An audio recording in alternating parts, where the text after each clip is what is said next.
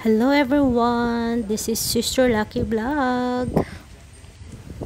So ngayon guys, pupunta tayo sa Philippine Embassy dito sa Singapore. Temporarily, nilipat dito sa Somerset yung office ng embassy. So bababa lang tayo sa Somerset MRT station, then lalabas tayo sa exit A. So, follow lang natin yung mga sign na palabas. So, ayan, nasa exit A na tayo guys. Diretso lang tayo hanggang sa makalabas tayo sa main road.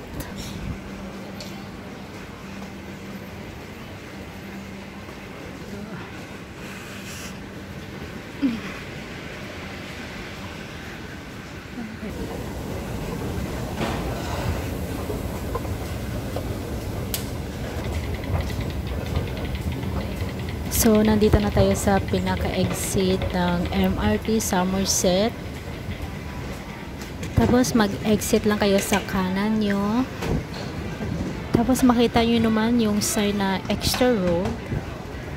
Mag-turn lang kayo sa left side nyo. Tapos, dire-diretso lang kayo dyan sa walkway.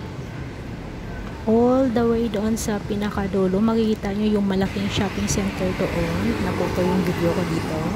And then, pag makapasok na kayo sa loob ng shopping center, diretso na kayo sa lift. So, ayan, naakyat tayo sa 16th floor. Ito yung address nila. 16. So, ngayon is February 29, 2024. So, mag-isa lang tayo ngayon dito sa loob ng lift. Paakyat tayo sa 16th floor. So, ayan na. Nandito na tayo. Nakarating na tayo dito. So, ayan. So, ayan. Pagkarating natin sa 16th floor, mag-turn lang tayo sa left side natin. Tsaka makikita na naman natin yung itong sign kung saan papasok sa new embassy. So ayan guys, paalala lang po bago kayo pumunta dito sa Philippine Embassy Singapore, kailangan nyo po magpa-appointment online kasi hindi kanila papapasukin pag wala kang appointment. Grabe guys, sobrang maaliwalas yung bagong location ngayon kasi hindi siya crowded. Tingnan nyo naman, napaka-konti lang ng tao sa loob. So, pagkapasok mo dito sa loob, bibigyan kanila ng queue number. Tapos, antayin mo lang yung number mo. Pag tinawag na yung number mo, tsaka pumunta ka kung saang window yung available. So, ayan guys, tapos na ako dito sa aking appointment. Mga 20 minutes lang guys. So, diba? So, ito na tayo. Mag-exit na ulit tayo dito. Bababa ulit tayo sa first floor. Tsaka, uwian na. Promise guys, ang ganda ng location nila. Nasa loob kasi siya ng shopping center. Tsaka, malapit lang talaga sa mga sakayan. Sa MRT, sa may bus, nasa labas ng shopping center. Meron din, may mga taxi stand din doon. Tsaka most important is naka-aircon tayo dito guys. Hindi tayo papawisan kahit mag-antay tayo ng 2 oras. So ito ngayon is pababa na naman tayo sa level 1.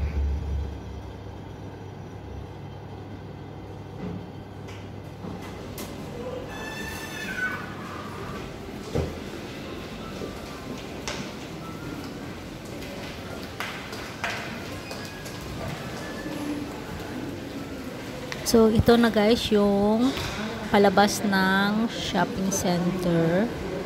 Kasi kanina guys, yung sa first video ko, naputo siya sa kalagitnaan dun sa labas ng MRT. Kasi nga, hindi ko napansin. Kaya ito na lang guys, sundan nyo na lang ito. Ito na yung way pabalik sa Somerset MRT station. So, diba guys, nakita nyo na may bus stop dyan sa labas. Tapos, diretso lang tayo dyan sa way at ng MRT station. Sobrang lapit lang niya guys sa MRT. Tsaka sobrang init din ngayon dito. Grabe. Tsaka paalala guys, papunta sa embassy is bawal naka-shorts, naka-chinelas, naka above the knee na mga skirts, bawal po naka sleeveless, ganun. Kailangan naka formal attire tayo papunta sa embassy. Napakalakas ng hangin, oh my god, sobrang hangin, sobrang init din ngayon.